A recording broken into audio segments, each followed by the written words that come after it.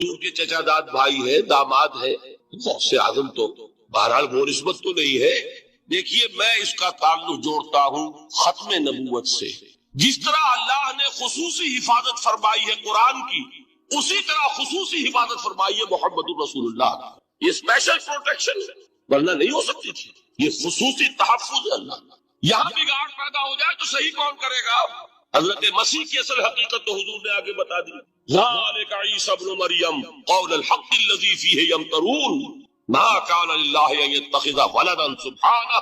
یہ حضور نے آ کر حضرت مسیح کی حقیقت بیان کر دی کہ نہیں؟ سورہ مریم کی یہ آیات سنی تھی نجاشی رحمت اللہ علیہ نے جب حضرت جعفر ابن ابی طالب کی زبان سے، تو کیا کہا تھا تنکا اٹھا کر، خدا کی قسم جو ان آیات میں مسیح کا مقام بیان ہوا ہے، مسیح اس سے تنکا بھر بھی زیادہ نہیں۔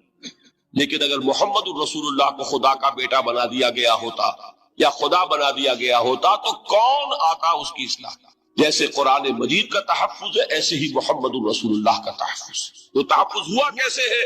جتنا قرآن مجید نے ایمفیسائز کیا حضور کی بشریت کو، قل انما انا بشر مثلکم، اے نبی ان کو بتاتے رہیے، بار بار بتائیے کہ مجھے کچھ اور نہ بنا لینا، میں بھی بشر ہوں، انسان ہوں۔ ہاں مجھ پر وحی ہوتی ہے، تم پر نہیں ہوتی، یہ فرق ہے۔ میں رسول ہوں، تم نہیں ہو۔ یہ بات میں ذرا اور مسئلہ میں واضح کروں گا، ابھی صرف یہ نوٹ کیجئے کہ یہ تحفظ جو ہے، جیسے قرآن کو تحفظ دیا لیکن اس کے لیے ذرائع بھی ہے نا۔ یہ حفظ قرآن کا سلسلہ جو ہے یہ اس کا ذریعہ بنا، یہ رمضان میں تراویح جو ہے اس کا ذریعہ بنی۔ ہمارے ملکوں کے اندر تو حفاظ کو مسجدیں نہیں ملتی، تلاش کرتے پھرتے، اور ایک جیسا کہ اینول جشن ہوتا ہے قرآن مجید کا، ہر حافظ اپنا حفظ تازہ کر رہا ہے، حفاظ لگے ہوئے ایک دوسرے کے ساتھ تازہ کرنے میں۔ یہ ذریعہ ہے اللہ تعالیٰ نے کہ جس کے ذریعے سے قرآن کو محفوظ کیا۔ تو حضور کو جو حفاظت دی اس کا ایک طریقہ کیا ہوا؟ قرآن مجید میں حضور کی بشریت کا نمایاں کرنا، اور دوسرا یہ کہ خود حضور نے ایسی باریک بینی سے روکا۔ یہ بھی آپ کو پسند نہیں تھا کہ میں آؤں تو تم کھڑے ہو جاؤ۔ سنا کہ نہیں سنا آپ نے؟ صحابہ کو آپ روکتے تھے۔ ایک صحابی کی زبان سے نکل گیا ماشاء اللہ و ما شئت، جو اللہ چاہے اور جو آپ چاہیں، فوراً ٹوک دیا اجعلتنی للہ ندا، کیا تم نے مجھے خدا کا مد مقابل بنا دیا؟ مشیت صرف اس کی۔ یہ روک ٹوک، یہ وہ چیزیں ہیں کہ جس کی بنا پر اللہ نے تحفظ عطا۔ یہ جو آپ نے فرمایا میری قبر کو اسی جلسے اور جشن کا مرکز نہ بنا لے، فرمایا کہ نہیں فرمایا؟ اللہ تعالیٰ لعنت فرمائے بنی اسرائیل پر کہ انہوں نے اپنے نبیوں کی قبروں کو وہ میلہ گاہ بنا۔ یہ ساری وہ ہے، یہ تحفظات ہے، یہ بچاؤ ہے۔ یہ امت کو متنبہ کیا جا رہا ہے کہ محبت اور عقیدت کا غلو جیسے پہلے ہوا، یا اہل الکتاب لا تغلو فی دینکم، اے کتاب والو اپنے دین میں غلو سے کام لو۔ یہ غلو محبت، غلو عقیدت ہے جس کی بنا پر وہ خدا کے بیٹے بنا دیے گئے۔ اور اگر وہ ہوتا یہاں اللہ کا نہ معلوم اللہ کے برابر کس طریقے سے حضور کو بنا دیا جاتا، لیکن قرآن نے خود حضور نے اس کی پیش قدمی کی، جس کا ظہور ہم دیکھ رہے ہیں کہ اللہ کے فضل و کرم سے یہ امت تا حال بحیثیت مجموعی محفوظ ہے۔ البتہ دیکھیے شاعروں کی باتیں اور ہوتی ہیں، اور عوام کی اور واعظوں کی اور نعت گوؤں کی باتیں جو ہے وہ اور ہے۔ میں جس چیز کی نفی کر رہا ہوں وہ علماء کی بات ہے۔ شاعروں کا تو قرآن مجید کے اندر خود ہی بھاڑا پھوڑ دیا اللہ نے، والشعراء يتبعهم الغاوون الم تر انهم في كل واد يهيمون انهم يقولون ما لا يفعلون۔ مبالغہ نہ کریں تو شعر میں رنگ ہی پیدا نہیں ہوتا، پھر شعر کائے کو کہنا ہے نثر کہو بھائی۔ مبالغے سے اس میں ایک تاثیر، وہ مبالغے ہمارے شاعروں نے ہمارے نعت گاؤں نے کیے ہیں، اور اس میں اللہ تعالیٰ انہیں معاف کرے بالکل اوتار کر الفاظ بھی استعمال کر دیے۔ وہی جو مستوی اشٹھا خدا ہو کر اتر پڑا وہ مدینے میں مصطفیٰ ہو کر۔ بتائیے رام چندر جی کے بارے میں جو عقیدہ ہے، اب کیا فرق رہ گیا؟ بال برابر فرق ہے یا کوئی؟ اور نقطے پیدا کرتے ہیں۔ مدینے کی مسجد میں ممبر کے اوپر بغیر عین کا ایک عرب ہم نے دیکھا، کیا سمجھ میں آیا؟ عرب میں سے عین نکالا، کیا بنا؟ یہ نقطہ آفرینی ہے۔ اسی طریقے سے ہماری شاعری میں کچھ ہماؤست کا رنگ بھی پیدا ہو گئے۔ خود کوزاؤ، خود کوزا کرو، خود گلے کوزا، خود رندے صبح کش، خود برسر کوزا خریدار نیامت بشکش تو رواں شد۔ وہ خود ہی کوزا ہے، خود ہی مٹی ہے جس سے کوزا بنا ہے، خود ہی کوزے کا بنانے والا ہے۔ سمجھ رہے ہیں؟ الفاظ تو بڑے پیارے ہیں، بڑے مزیدار ہیں، آدمی ایک دفعہ وجد میں آ جاتا ہے، لیکن ہے کیا وہی ہے نا کہ وہی جو برف تھا پگھل کر پانی بن گیا.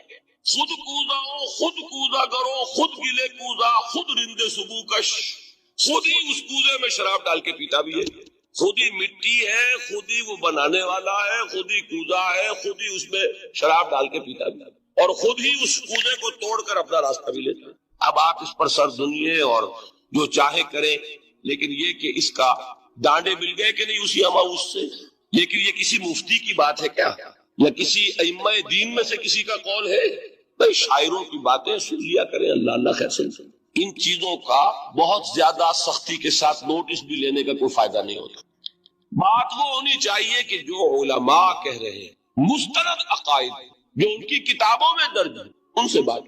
تو یہ چیزیں، یہ گمراہیاں آئی ہیں، لیکن الحمدللہ ثم الحمدللہ کہ یہ عوام میں ہے، جہلاء میں ہے، شعراء میں، نعت گوں میں ہے.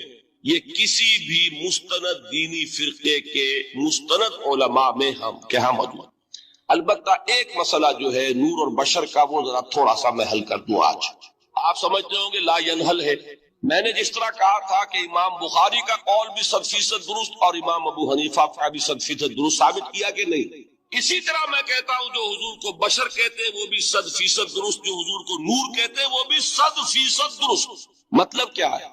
دیکھیے، ہر انسان کے وجود کے دو حصے میں نے پہلے دن شاید بیان کیا تھا. ایک خاکی وجود، اور اینیمل بینگ جو حیوان ہے ہمارا، ایک وہ روح ربانی جو اس میں پھونکی گئی. آدم میں جب وہ روح پھونکی گئی تب وہ مسجود ملائک بنے. فَإِذَا سَوَّيْتُهُ وَنَفَخْتُ فِيهِ مِن رُوحِي فَقَعُوا لَهُ سَاجِدِينَ. دو جگہ آیت ہے قرآن مجید میں، ایک شوشے کے فرق کے بغیر، سورہ حجر اور سورہ صاد.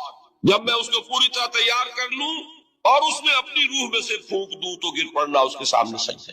ہمارا جو خاکی وجود ہے وہ ظلمانی ہے، اور جو ہمارا روحانی وجود ہے وہ نورانی ہے. اس کی نسبت کس سے ہے؟ اللہ سے. بات سمجھ میں آئی؟ لیکن ہم نے اپنے اس نورانی وجود کو اپنے خاکی ظلمانی وجود میں دفن کیا ہوا، اور محمد الرسول اللہ صلی اللہ علیہ وسلم کا وہ نورانی وجود آپ کے اس خاکی وجود پر اس درجے غالب تھا کہ وہ خاکی وجود معدوم کے درجے میں ہے، لیکن وہ حضور صلی اللہ علیہ وسلم پر اثر انداز نہیں ہو سکتا. وہی خاکی وجود ہے جسے ہم نفس کہتے ہیں. نفس غلبہ کر سکتا ہے محمد صلی اللہ علیہ وسلم. حضور کی شخصیت کی نورانیت نے آپ کی شخصیت کے خاکی وجود کا احاطہ کیا ہوا. ہماری شخصیت کی ظلمانیت نے ہماری اس نورانیت کو گل کیا، دفن کیا ہوا، چھپایا ہوا. بس یہ فرق ہے. انہیں آپ کہہ لیں نور، صحیح ہے، ان کی نورانیت غالب. یہی بات ہے جو حضور نے اس طرح سمجھائی.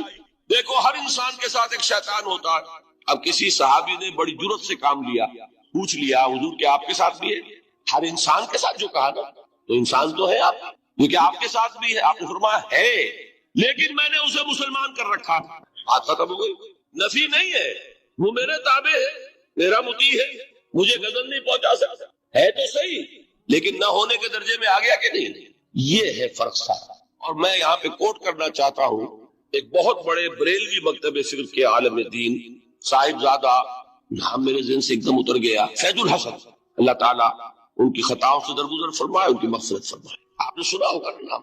انہوں نے ایک روز تقریر کی جو میں نے سنی، اور تقریر کہاں کی؟ ساہیوال میں. وہاں کا ایک بہت مشہور چوک ہے، مہاجرین، مسجد مہاجرین کہلاتی ہے، وہاں تقریر کی. میں نے سنی. ان کے الفاظ یہ تھے کہ کیا آپ لوگ ہمیں جاہل سمجھتے ہیں؟ کیا ہمیں عربی نہیں آتی؟ کیا ہم نے قرآن نہیں پڑھا جس میں بار بار یہ لکھا ہوا ہے کہ حضور بشر ہیں؟ حضور بشر ہیں، لیکن اصل میں ہم حضور کی بشریت کو نمایاں کرنے کو سوء ادب سمجھتے ہیں. بات سمجھیے آپ نے، اس طرح پیاری بات ہے. انہوں نے کہا کہ آپ کے باپ کا نام کیا ہے؟ عبد الرحمان. آپ عبد الرحمان کہہ کے پکارتے ہیں انہیں؟ ابا جان.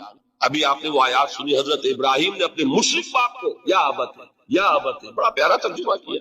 ابا جان، ابا جان. کیا نام لیں گے؟ آپ کے باپ کا نام ہے، نام نہیں لیتے آپ. کیوں؟ ادب کی وجہ سے. اسی وجہ سے ہم در حقیقت حضور کی بشریت کو نمایاں کرنے کو سوء ادب سمجھتے ہیں، ورنہ کوئی ہم جاہل ہیں، ہمیں عربی نہیں آتی، ہم نے قرآن نہیں پڑھا. جانتا ہے کہ وہ بشر. بات سمجھ میں آئی؟ کتنی آسانی سے مسئلہ حل ہے، بشرطے کہ نیت حل کرنے کی ہو. آخر آمنہ کے بیٹے ہیں، عبداللہ کے بیٹے ہیں، عبد المطلب کے پوتے ہیں، بچپن آپ پر گزرا ہے، لڑکپن آپ پر گزرا ہے، نوجوانی آپ پر آئی ہے، جوانی آپ پر آئی ہے، شادی آپ نے کی ہے، اولاد آپ کی ہے، کون بے وقوف احمق ہوگا کہ جو آپ کی بشریت کا انکار کرے؟ لیکن یہ کہ جس طریقے سے اس کو بیان کیا جاتا ہے وہ ایک مسئلہ بن گیا اختلافی، وہ رد و قضا اور کھینچ تان، اور اس میں بھی سمجھ لیجئے مثلوکم پر جو ایمفیسس بعض حضرات دے دیتے ہیں اپنے توحیدی جو ان کے اندر ایک مزاج ہے، اللہ تعالیٰ ان کے مزاج کو اور پختہ کرے، لیکن اس میں بھی مبالغہ کیا جاتا ہے۔ ایک حدیث مجھ سے سنیے جس میں حضور نے مثل کا انکار کیا۔ مثلکم کا مطلب اگر کسی نے یہ سمجھا کہ بالکل ہم جیسے ہیں تو بہت بڑی مغالطہ۔ حضور صوم وصال سے منع فرماتے تھے، خود رکھتے تھے۔ صوم وصال کیا ہے؟ آج روزہ رکھا، شام کو افطار نہیں کیا، وہی روزہ رات بھر چل رہا ہے، اگلے دن بھی چل رہا ہے، شام تک تو جا کے پھر کھولا تو 2 دن کا صوم وصال ہو گیا۔ اگلے دن بھی نہیں کھولا، چلا تو 72 گھنٹے کا صوم وصال ہو گیا۔ یہ کیا ہے؟ صوم وصال۔ خود رکھتے تھے اور صحابہ کو روکا۔ صحابہ میں سے کسی نے ہمت کر لی، حضور آپ خود رکھتے ہمیں روکتے۔ فرماتے ہیں ایکم مثلی، تم میں سے کون مجھ جیسا ہے؟ ابھی تو عند ربی، میں تو اپنے رب کے پاس رات گزارتا ہوں، وہ یطعمنی ویسقین، وہ مجھے کھلاتا ہے پلاتا ہے۔ بتائیے کون ہے جو اس کا دعویٰ کرے گا؟